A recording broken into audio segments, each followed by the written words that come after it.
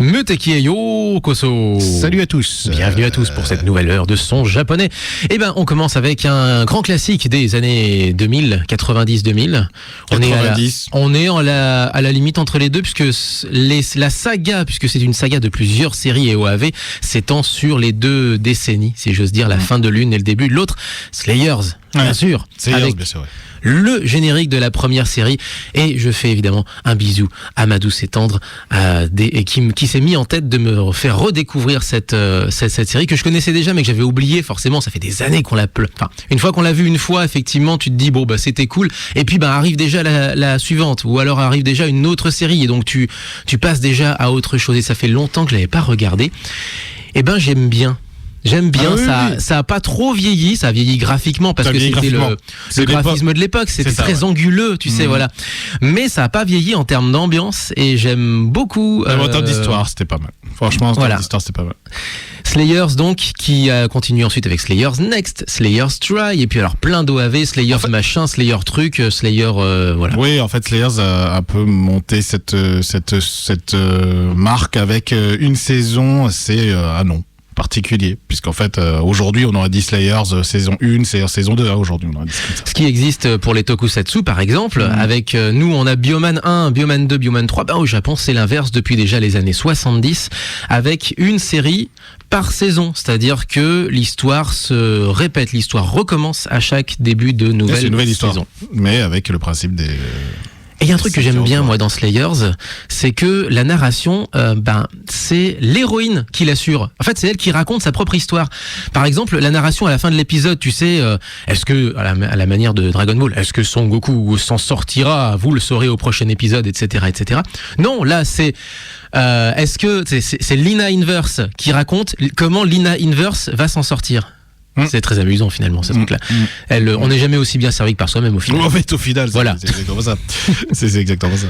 Non, mais en tout cas, moi j'aimais beaucoup cette série. Moi, je m'en souviens parce que c'était quand même une série qui a marqué ces années-là, et c'est surtout une des rares séries qui, je trouve, est extrêmement positive. Après, peut-être que les gens vont me citer d'autres noms aujourd'hui, mais je trouve qu'aujourd'hui, les séries qui marchent, en tout cas, les séries qui sont vraiment bien et qui ont marqué leur époque, il n'y a plus beaucoup de séries qui ont cette impression qu'à la fin de l'épisode ou à la fin de la saison, il y a un sentiment de positivité, tu souris en fait, t'as le sourire à la fin de la série. Hors shonen, parce que le shonen c'est toujours particulier, c'est le pouvoir de l'amitié, donc oui, alors cette tendance à faire de toute façon on va s'en sortir parce que les amis sont là. Exact.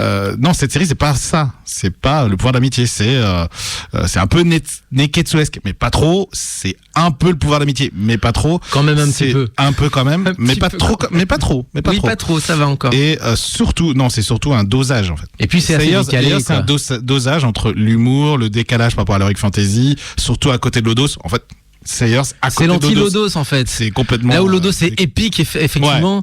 Ouais. Slayers, c'est dark, c'est tout ce que tu veux, mais voilà. Slayers joue avec ces clichés-là et s'en amuse, là où Lodos effectivement nous raconte une histoire qui est absolument épique. Dans les séries contemporaines qu'on pourrait trouver, je disais, il y a plus ou moins Fairy Tail qui pourrait être un peu dans ce genre-là, c'est-à-dire qu'on va s'améuser avec les codes du shonen, mais on va faire raconter ça par l'héroïne. Spoiler, si vous saviez pas, c'est effectivement Lucy Artfilia qui raconte l'histoire. Et on va surtout s'amuser, c'était surtout le cas au début de la série, on va s'amuser avec les shonen. T'as un extrait par exemple au début de la série, c'est aussi au début du manga, où finalement Natsu s'endort et on lui dessine 3 paires de moustaches à la Naruto, parce que à la base ça s'amuse un petit peu avec les clichés en vogue à l'époque. Maintenant c'est devenu une série à part entière avec son propre univers, mais à l'époque c'était un peu une parodie de tout n'importe quoi. Ah oui, c'est une parodie de tout et plein de trucs, mais voilà, c'est vraiment, après peut-être que les gens pourraient nous citer d'autres trucs qui seraient dans le même genre de décalé humoristique et un petit bon dosage entre tout ça qui donne le sourire à la fin de l'épisode, chaque épisode, mais j'en vois plus trop. Aujourd'hui c'est beaucoup dramatique, pessimiste, épique. Oui, il y a, et surtout en fait à la fin d'un épisode t'as toujours l'impression d'avoir du cliffhanger, d'entrer un peu dans un mode euphorique. En fait, quand ça marche bien, c'est que t'es en mode euphorique, mais ce mode un peu de plénitude où tu te dis c'était un bon moment et j'ai bien rigolé. je me suis plus dit ça depuis un certain temps sur une série en fait.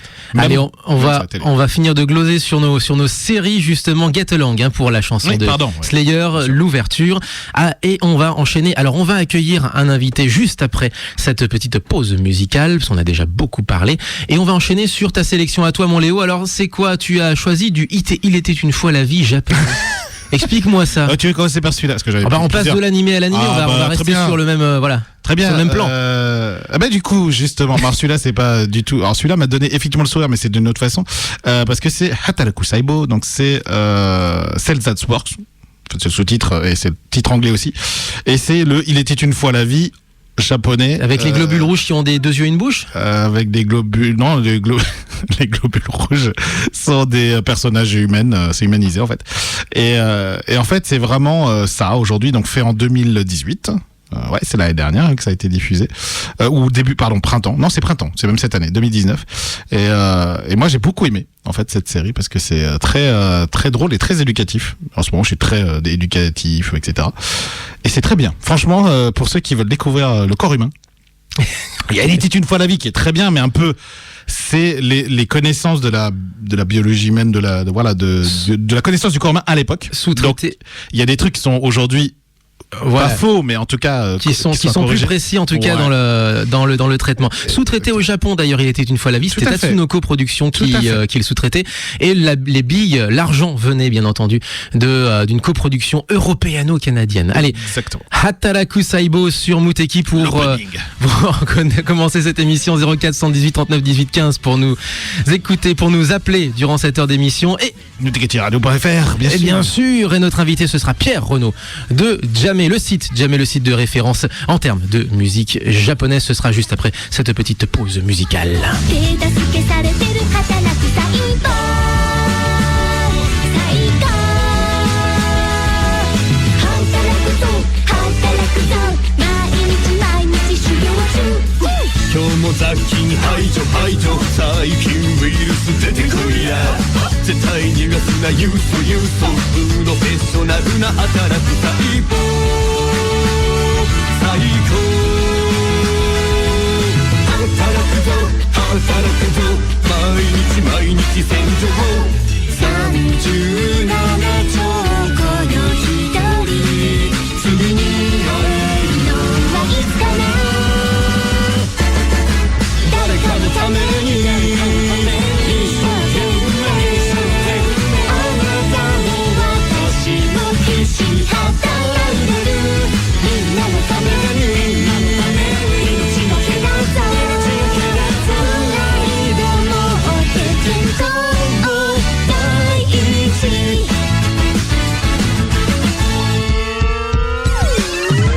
世界平和を厳守仕事は多岐にわたりますよ命令受けてテンションアップやる気元気本気出す働く最高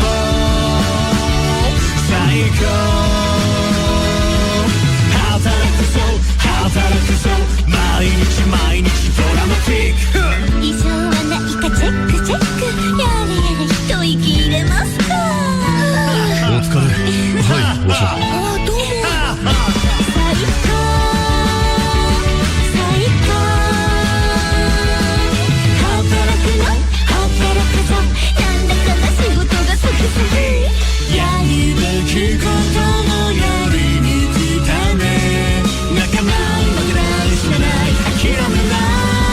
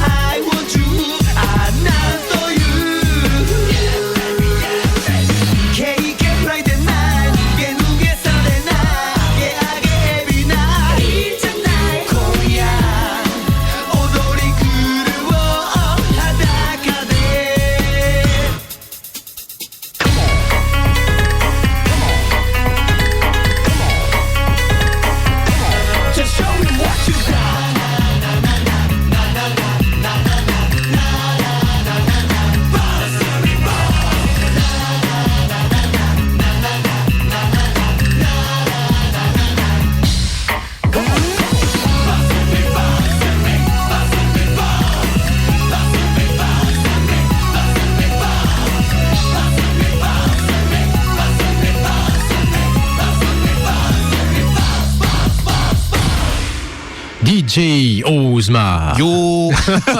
Alors on touche au cliché. La DJ Ozma, ex-leader, enfin je sais pas d'ailleurs, le groupe se met en pause un peu quand il veut lui et se recrée un peu quand il le veut lui également. Donc on va dire leader de Kishidan qui part également en solo dans ses aventures à lui. Ouais. Et ben là c'est son projet perso.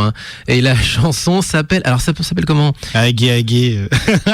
Agé. Agé Every Night. C'est ça. Every Agé, Night, Agé, pas Agé. Every Night toutes les nuits, c'est Every Night tous les chevaliers. Oui. Oui. Oui. Exactement. Les jeux de mots de DJ Ozma. Il faut savoir que, alors, pour ceux qui connaissent pas, c'est un truc assez ancien parce que ça date des années 2000, Et du coup, c'est vraiment un truc assez humoristique. En fait, si vous voyez les clips de DJ Ozma, c'est toujours un peu décalé, c'est toujours un peu, mais c'est toujours cette ambiance, encore une fois, très cool. Et puis, ça fait un peu Eurobeat, c'est l'époque un peu Eurobeat, mais un peu plus rythmé, etc. Et surtout, on en parlait hors antenne, c'est surtout symbolique du para-para, du Dance Revolution. Voilà, il y a beaucoup de jeux de l'époque, de danse, et qui utilisaient ce clip qui était très entraînant. Ce clip-là Enfin, cette chanson. ou cette chanson-là, d'accord. Pardon, cette chanson était très entraînante. Donc, du coup, derrière, il y avait. Il y a bien une Ok. chanson d'Eder, et puis je pense qu'il y a Parapara aussi. Alors Parapara, pour ceux qui se souviennent pas, effectivement, c'était les cellules autour de toi qui étaient mises sol. en infrarouge autour de toi et tu, 5 plots, tu bougeais les bras. roses. T'avais 5 plots, ouais, 5 ou 6, je sais plus. Bon, 5, je crois que c'est 5. 5, ouais. Je crois que c'est Ou 6 plutôt pour les parce que 2 bras effectivement et tu Peut-être. bougeais les bras au-dessus des plots et C'est ça. tu essayais de valider telle ou telle position, etc. Exactement. Et tu aimais beaucoup ça À l'époque, ouais. à l'époque. Aïe, aïe, aïe. C'est le moment d'accueillir notre invité de la semaine. Bonjour Pierre. Alors attention. Bonjour Damien, bonjour Léo. Salut. Salut, on t'entend parfaitement, tu vois. C'est Ah, même très pas bien. besoin de test micro, c'est formidable. Oui, ça c'est la différence avec Skype. Pierre Renaud, bien entendu, du site Jamais avec nous à l'antenne via Skype. Donc, il y aura un petit peu de décalage entre questions et réponses. Ça, c'est tout à fait normal. Comment vas-tu, Pierre? Eh ben ça va bien et vous? Eh ben, fort bien. Fort bien pour un samedi matin. Voilà, on discutait de DJ Ozma et de Parapara et de Kishidan. Tu connais aussi un petit peu tout cet univers, Oui, toi, bien forcément. sûr, je connais. C'est pas forcément ma tasse de thé, ni le jeu, ni les musiques. Mais oui, je connais bien. Ouais. Ah bah ça n'est plus non plus pour moi maintenant. Oui, bah on a À tous l'époque, grandi. oui. Mais maintenant, Oui, c'est ça. moi. Voilà. Et alors, Pierre, comment va le site Jamais, du coup? Eh ben écoute, ça va. On en avait déjà parlé l'année dernière, mais ça y est maintenant la nouvelle version en ligne depuis le mois de janvier. Donc ça change pas grand chose finalement. C'est surtout un gros relouting, une rafraîchissement parce qu'il y en avait grand besoin. Ça faisait quand même quelques années que le site était un petit peu, on va dire, en mode pas en pause, mais en tout cas au ralenti. Donc là, on a repris les choses en main et puis maintenant on monte en puissance progressivement. La bête était endormie, si j'ose dire. C'est un peu ça. Ouais, c'est un petit peu ça. Et puis c'est vrai que de toute façon, on le sent très bien même au niveau de la communauté. Il n'y a plus un énorme engouement autour de la musique japonaise comme il y avait il y a quelques années, que ce soit avec les visual kei, etc. Maintenant, j'ai envie de dire, tout est à refaire. Il faut reprendre les bases de zéro parce que voilà, tout le monde s'est un petit peu endormi sur ses lauriers, que ce soit aussi bien au niveau des médias occidentaux que des artistes japonais. On a pris pas mal de choses pour acquis. Les Japonais se sont fait complètement doubler par la K-pop. Et puis voilà, donc tout est à refaire. Mais il y a quand même un public pour ça. Ouais, il y a toujours un public, mais il y a plus du tout cet engouement comme avant. Hein. Et puis il est très très dispersé. Les anciens ont complètement déserté pour la plupart. Les nouveaux, voilà, ils s'y intéressent comme ci, comme ça, mais sans plus comme ça. Tu vois. Enfin, il y a encore un engouement qui arrive un petit peu par les génériques d'animés, comme c'était le cas à l'époque. Mais je pense vraiment qu'il y a tout à refaire. On va en Tout à reparler refaire. justement, on va en reparler un petit peu. Tu nous décris un peu un monde à la Ken le survivant où tout est effondré, il faut tout refaire, repartir de zéro. C'est un peu ça, non? Bah, de toute façon, il y a qu'à voir. Hein. Bon, après, il y a eu d'autres raisons qui ont poussé à ça, mais il y a pas longtemps, Japan FM a mis la clé sous la porte. Bon, je pense que c'est pas non plus un hasard. Hein. C'est un No signe Life que également. quelque chose, voilà, c'est pas Un petit pas mot. forcément la bonne période, quoi. On peut dire un petit mot de Japan FM. On avait rediffusé Muteki, mais il y a fort longtemps, c'est il y a une dizaine d'années maintenant.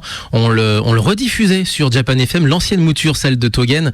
Donc voilà, on a appris la nouvelle. C'est une aventure. En fait, la radio est passée entre la web radio, je le précise, est passée entre plusieurs mains. On passe pour des vieux maintenant, nous Muteki, hein, à rester tout le temps en FM depuis quasiment 20 ans maintenant.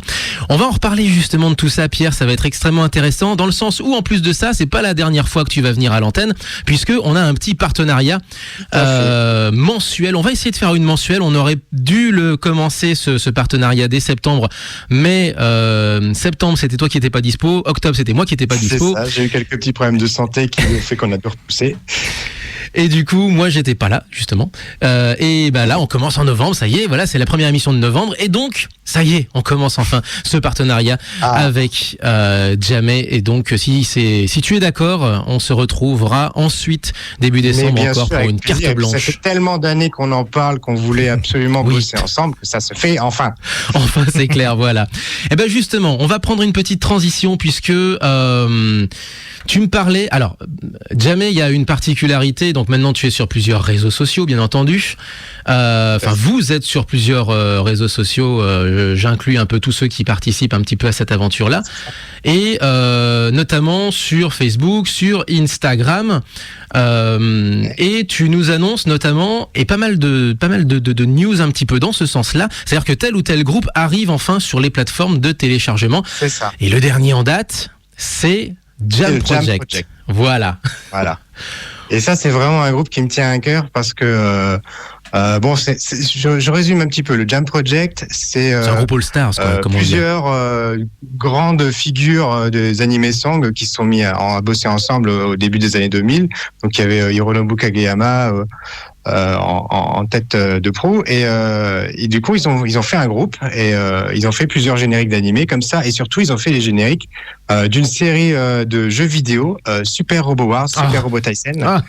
Et alors là, moi, c'est ma série. Je suis totalement fan. Je veux dire, j'ai quasiment tous les jeux. Et ils ont des génériques pour qui sont faits spécifiquement donc pour ces jeux, et qui sont vraiment des pures merveilles, quoi. Alors moi j'en ai plusieurs de Super Robot Tyson. Moi alors celle que j'aurais aimé passer, et justement je pense qu'on va avoir une petite préférence l'un et l'autre, je sais pas. Moi j'ai en stock là comme ça de but en blanc, pas sur Spotify hein, mais sur ma réserve à moi, Breakout de Super Robot Tyson original génération. Est-ce que toi tu en souhaiterais une autre éventuellement, toi, de ton côté? Alors, moi, enfin, j'ai vraiment énormément de mal à choisir. Ça l'est pas mal, mais bon, après, j'ai rêvé. C'est que pas mal, c'est pas assez. Ouais, c'est que pas mal. Mais ma préférée, c'est Gong, je pense. Vraiment, Gong. parce qu'elle a plusieurs, elle a plusieurs étapes. Elle monte en puissance. Elle est vraiment, c'est crescendo avec celle-ci. Et pour moi, ça reste la plus emblématique du groupe, quoi. Allez, j'essaie de te la trouver. On va passer Breakout pour commencer. Donc n'oublie pas de remettre, comme tu connais la procédure, hein, tu remets ton micro sur mute pendant la chanson. Mais du coup, ça y est, on a calé tout ce qu'il fallait. Donc du coup, ce que je te propose, c'est de commencer par Super Robot Tyson et de poursuivre par Super Robot Tyson à nouveau. Jam Project sur Muteki. On est sur la carte blanche de Pierre de Jamé, et Pierre qui est avec nous aujourd'hui dans l'émission Muteki. C'est reparti.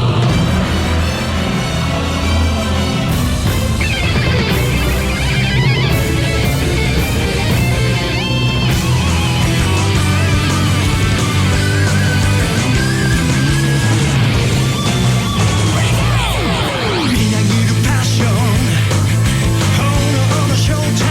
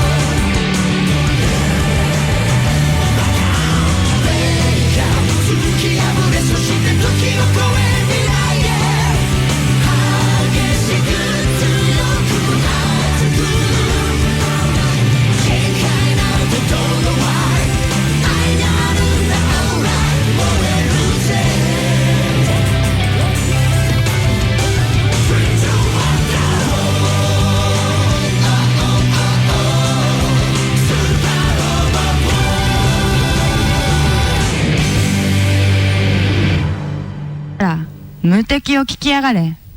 土曜だろうがよ。いつだって ?9 時から10時までに決まってるだろうが。ふざけんな。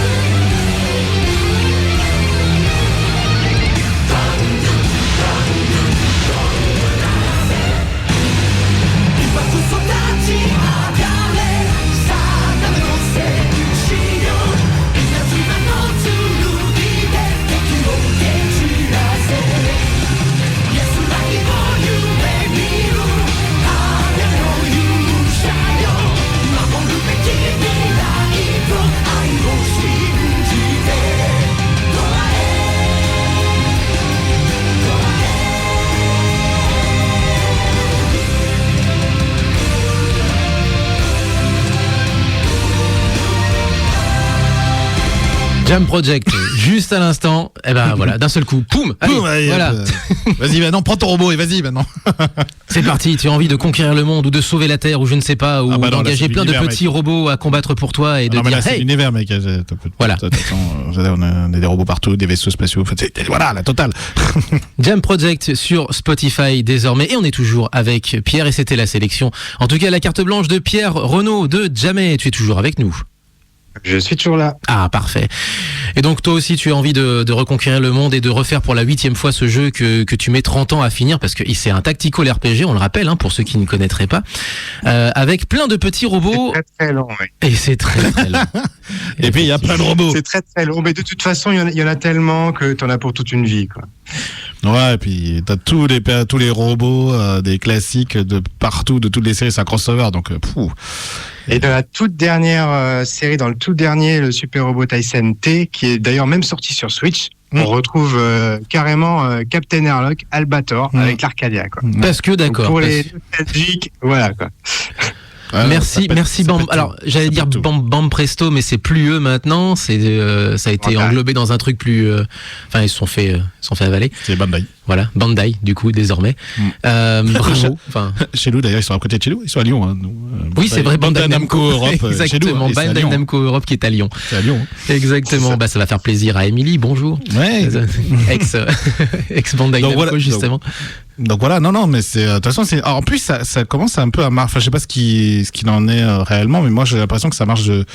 Ça arrive en Europe puisque c'est maintenant traduit en anglais, si j'ai bien compris, et ça prend un peu. Enfin, il y a une petite communauté déjà qui existait quand ça sortait en japonais, qui avait des ultra fans de robots, de méca, etc. Mais et j'ai l'impression que maintenant que ça a été traduit en anglais, il y a vraiment un effort des Japonais de le faire exporter et de le faire diffuser dans d'autres pays, quoi. Ah, déjà, en fait, la traduction en anglais, c'est surtout pour le reste de l'Asie avant le Japon. D'accord. En fait. Mais D'accord. et avant l'Europe même. Ouais. Mais oui, effectivement, maintenant que c'est en anglais, c'est quand même beaucoup plus simple parce que des fois, Ah tu ouais. étais là dans les menus, Mais il y a tu savais des pas textes. trop où Non, puis il y aller. a des textes de partout. Avec la force de l'habitude, tu t'y retrouvais, mais des fois, tu mettais des pouvoirs au robot, tu sais même pas ce que ça faisait. T'étais, allez, petit bonheur à la chance. Pimp My Robot, c'est un peu ça quoi. Tu veux combattre Ouais. avec ton petit Gundam contre l'autre. En plus de ça, et alors une particularité graphique. Ce que je dis petit Gundam, ça m'y fait penser, c'est qu'en fait, moi j'ai toujours l'histoire. Enfin pour moi, Super Robot Tyson, je suis un vieux de la vieille par rapport à Super Famicom tout ça. Pour moi, c'est des robots en SD. Est-ce que c'est toujours le cas C'est ça. aujourd'hui? Tout à fait. Ouais, c'est toujours le cas. De mémoire, je vais pas dire de bêtises, les puristes vont me taper dessus. Alors pourtant, Dieu sait que je les ai tous quasiment, mais je crois qu'il y en a qu'un seul en fait où ils sont pas en SD, c'est le Shin Super Robot Tyson qui était sorti sur PlayStation 1 à l'époque. Et il me semble que dans celui-ci, ils sont en taille normale. Enfin, ils ont une apparence normale. Ils ont voulu marquer le coup. D'accord, ok. Et du coup, ça n'avait pas marché. Ils sont partis en arrière. On revient un petit peu, sur Jam Project. On n'a pas beaucoup parlé de ce groupe-là. Donc fondé notamment par Hironobu Kageyama et Ichiro Mizuki. Alors Ichiro Mizuki a plus ou moins pris sa retraite depuis. Hironobu Kageyama continue toujours à animer le groupe, mais c'est un groupe. Je disais ça de manière assez vite fait. All Stars, c'est-à-dire que tu vas avoir des gens qui ont chanté tel ou tel générique qui sont extrêmement connus et Kageyama va un peu sonner le rappel en disant tiens est-ce que ça te dirait de jouer avec moi et puis toi Ouais, c'est ça. c'est un petit peu exactement le concept. Voilà. Et en plus, il y en a beaucoup qui connaissent ce groupe sans le connaître dernièrement parce que c'est quand même eux qui ont fait l'opening de One Punch Man, le première saison et la deuxième saison. Hein. les 2 premières saisons exactement. Et Tout à fait. vas-y Pierre.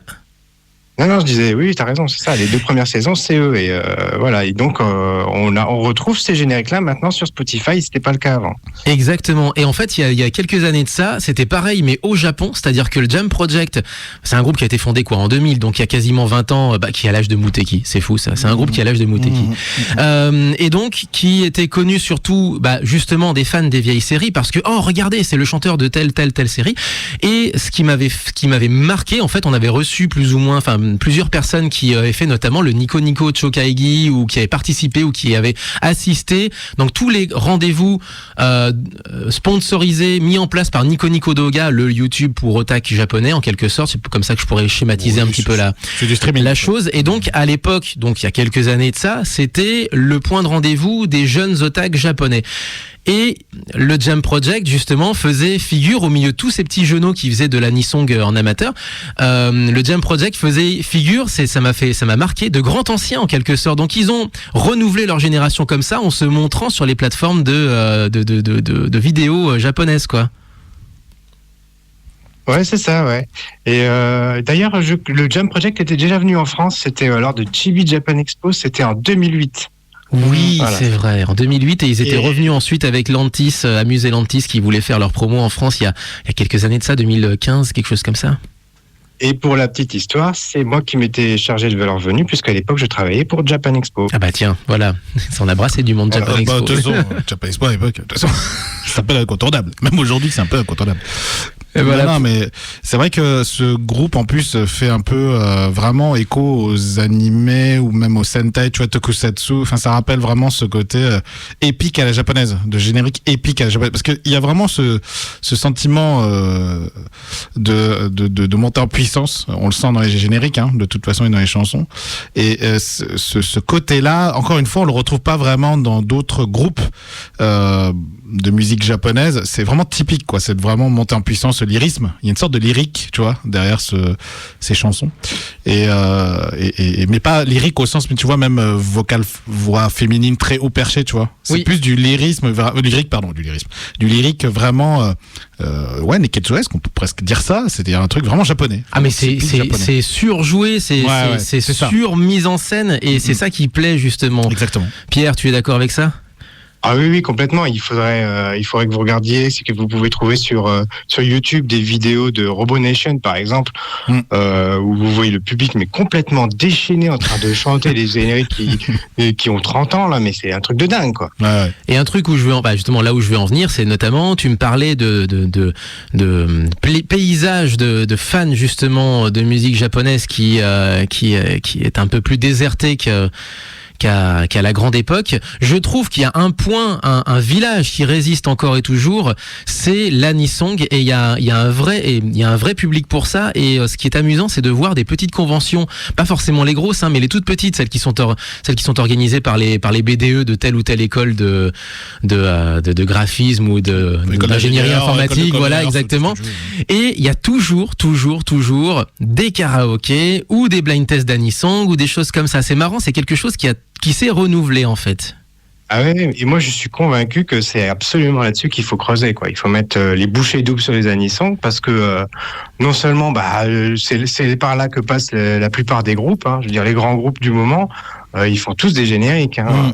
Et en plus toujours le cas, vraiment c'est là que les Japonais ils peuvent frapper fort, mais je pense qu'ils ont vraiment pas encore bien compris ça, parce que sinon dans les génériques, le nom du groupe il apparaîtrait un petit peu mieux, il serait au moins transcrit, si ce n'est à défaut de pouvoir le traduire des fois. Mais je pense qu'il faut vraiment taper fort sur cet aspect. Tu penses que c'est pas encore assez respecté, c'est-à-dire qu'il y a une époque, il y avait carrément des chansons, en fait, c'était un article du Jam Project il y a fort longtemps, mais qui est vrai, hein, qui est une réalité qu'on a vu nous, c'est-à-dire qu'à une époque, il y avait juste des artistes en promo qui vendaient leurs chansons aux séries et il y avait pas forcément de gens qui créaient, il y avait moins de gens qui créaient des génériques sur mesure pour telle ou telle série, ou en tout cas, c'était pas forcément très considéré. Et maintenant, voilà, ça change un petit peu les mentalités à ce niveau-là, peut-être. Oh, quand même, je pense. Ouais, d'ailleurs. Vas-y. Non, vas-y Léo, vas-y. Non, je disais, je pense qu'à l'époque, c'était surtout, c'était aussi une reconnaissance quand même pour certains groupes de pouvoir chanter sur des animés les plus connus. En tout cas, sur les animés les plus connus, c'était un moyen de reconnaître un groupe ou un chanteur ou une chanteuse. Après, pour les groupes qui voulait se faire connaître, c'est plus sur les animés un peu plus, voilà, un peu moins grands, un peu moins connus. Aujourd'hui, je pense surtout, enfin moi, ce que je constate, c'est qu'en plus avec l'effet de consommation maintenant sur Internet, avec beaucoup de streaming, etc., on peut sauter le générique. Donc il y a un mode de consommation très différent aujourd'hui.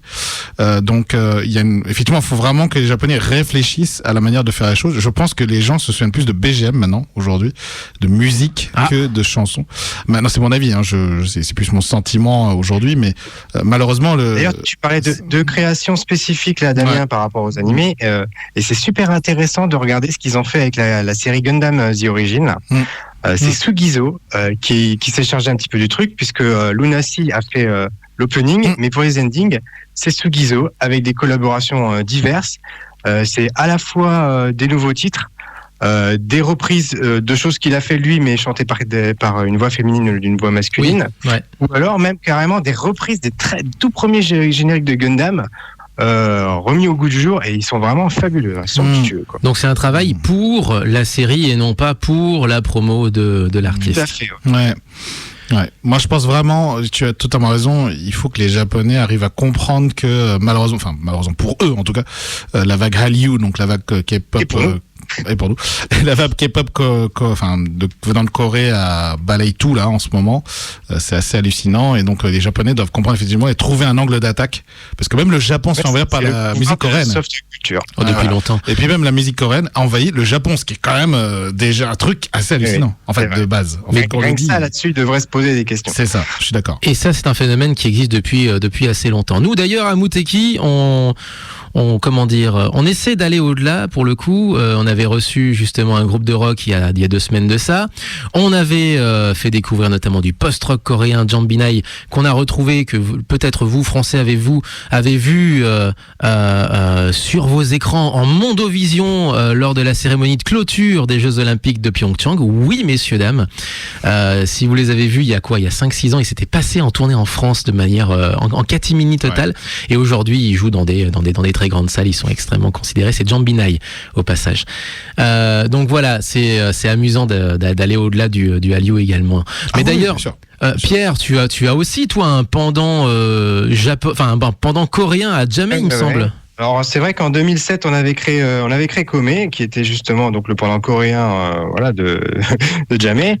Ça n'a jamais vraiment décollé parce que déjà il y avait déjà une concurrence importante anglophone à ce niveau-là. Et puis finalement on est en train de se dire vraiment est-ce qu'on le continue ou pas, parce que il faut quand même, on s'est remis dans le contexte de Jamé. Jamé, on s'est dit, c'était, et c'est toujours, c'est un site de promotion de la musique japonaise, de la culture, pour que, voilà, elle soit visible en dehors du Japon, dans notre pays, en Europe, etc. Et on s'est dit, finalement, si on part du même principe pour Kome, j'ai envie de dire, le succès, il est là, donc on n'a aucune raison d'exister par rapport à ça. Tout à fait. Voilà, je veux dire, BTS, ils remplissent le Stade de France, ils n'ont pas besoin de Kome. Déjà, exactement. Effectivement. Alors, je suis totalement d'accord. On consomme pas aussi les musiques des deux pays de la même manière aussi, ça. Mais ouais, puis. Ouais, c'est possible. Ouais. Non, et puis même, tu vois, par exemple, comparons les stratégies des deux pays, mais par exemple, la Corée, YouTube, tu as des clips de groupes coréens partout. C'est hallucinant. Alors que par contre, que les concerts de groupes japonais. Et même sur TikTok, ils sont déjà sur TikTok. Mais les mecs sont à fond. TikTok, si vous connaissez pas, c'est un nouveau réseau, effectivement. En train de se filmer, en train de dire coucou, je suis là, t'as vu mes pecs, quoi. Mais c'est ça. Alors que les Japonais sont pas du tout dans ce trip-là. Ils sont encore dans un mode très traditionnel, enfin dire pas traditionnel, très classique de la promotion. Et ils ont pas du tout compris. Ils ont pas compris la vague des réseaux sociaux. Le monde maintenant. Il faut qu'ils réalisent qu'ils sont plus du tout, qu'ils peuvent plus faire la méthode qu'ils emploient sur leur île, et qu'il va falloir qu'ils changent complètement de façon d'aborder le sujet. Moi, je pense qu'ils n'ont pas compris les réseaux sociaux, en fait. En tout cas, occidental, les réseaux sociaux occidentaux. Ils n'ont pas compris. Même aussi la promo. Je crois qu'ils ont ouais. pas compris Internet non plus, hein, parce qu'ils ont encore des sites en flash. Hein. Ils sont très protecteurs. compris Internet, ils sont j'aime bien très protecteurs au niveau des droits. Effectivement, c'est compliqué pour certains artistes d'avoir effectivement tel ou tel accès aux chansons. Enfin, ils se font désirer dans un monde où ça devient un handicap. Mais ça, c'est pour peut-être un autre débat, messieurs dames, puisque, eh bien, c'est tout le temps qu'on a. Il nous reste 4 petites minutes avant de clore cette antenne. Oui. Pierre, un petit dernier mot peut-être? Oui, on n'a peut-être pas parlé de l'actu de la semaine. Alors, je vais faire assez rapidement, mais il y a 2 jours, Shiina Ringo vient de publier un duo avec Utada Hikaru, qui sera sur son prochain album, qui sera un best-of, qui sort donc au mois de novembre. Donc, ça fait partie des 2 inédites à apparaître sur cet album. Et donc, c'est arrivé là, le 31 octobre. Et elle est dispo depuis aujourd'hui en version digitale sur Spotify et compagnie, quoi. Allez, Ah ouais, super. quand même. C'est Ça, quand même c'est- ça, 2 c'est divas. classe. C'est quand même 2 divas. Et tu nous la mets pour la semaine prochaine, hein, tu la prévois. Shiina Ringo, bon, t'inquiète pas, on en a en stock, il n'y a pas de souci à se faire. Malheureusement, c'est tout le temps qu'on a. Merci beaucoup, Pierre. Léo, on se retrouve la semaine prochaine, tu es là? Oui, Et Pierre, bien entendu, à retrouver donc le mois prochain et à retrouver, bien entendu, sur Jamais. jamais. Bah oui, Voilà. bien sûr. Bien entendu. Tout à fait. Écoutez. Si vous aimez la musique Écoutez, japonaise, lisez, regardez, Jamais, bien entendu. Exactement. On se quitte avec, alors, une dernière chose avant de partir. Un gros bisou également à 2080 qu'on avait aussi reçu à l'antenne il y a quelques mois de ça. Il est en concert ce week-end à la Paris Games Week pour de la chiptune et Pourquoi pas. de la musique électro avec de la chiptune, puisque ça ne se limite pas qu'à ça. Et eh bien, on va terminer avec surtout la sélection de Ore Senpai. On lui fait un gros bisou parce que c'était son anniversaire hier. Ah, joyeux anniversaire. Et joyeux aïe. anniversaire. Alors, c'est pas la plus joyeuse qui nous a, Oh, mince. choisi. Tu vois que c'est spécial Halloween? Non, c'est une chanson pour dire je suis toujours là, je suis morte plein de fois, mais je suis toujours là. Kamiya Saki, qui fait partie un peu de ces chanteuses des alternative idols qui essaient de pousser un peu le concept, tout en restant, si tu veux, en mode Dans les idol codes. dans la forme, dans les codes, Mm. mais avec un phrasé, avec un style différent. Ou un contexte. Donc, Pas... ou un contexte différent également. Moi, je trouve personnellement qu'elle ne dépareillerait pas en artiste solo, mais la consommation de la musique japonaise est ce qu'elle est, et donc elle en passe également par là. Elle-même, elle est idol, et donc là, c'est une chanson de son projet à elle. Donc la chanson s'appelle Still, 3 petits points. Voilà pour se quitter. Donc Still, je suis et pourtant 3 petits points. Ah. Voilà, c'est un petit peu le STI de Zelle. STI de Zelle. Merci Pierre, merci Léo. Ben, rendez-vous la semaine prochaine. Et rendez-vous la semaine prochaine. Portez-vous bien, vive le son japonais. Jamata! Ciao, ciao.